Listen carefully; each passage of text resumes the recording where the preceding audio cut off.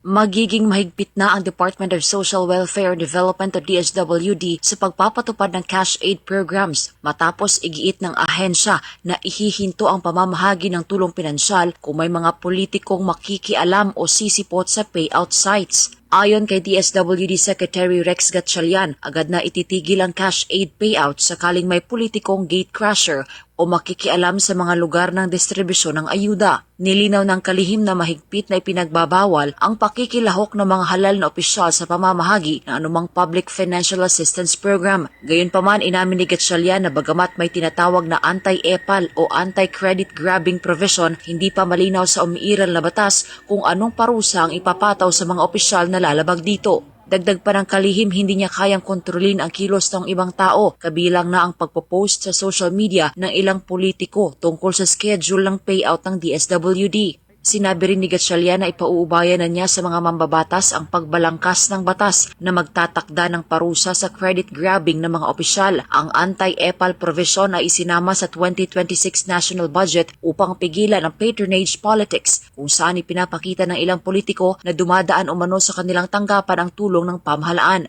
Bukod sa umiiral na memorandum na nagbabawal sa presensya ng mga politiko sa payout sites, patuloy ring maglalagay ang DSWD ng mga poster sa mga lugar ng distribusyon bilang paalala sa publiko na walang kinalaman ang mga halal na opisyal sa ayudang kanilang natatanggap.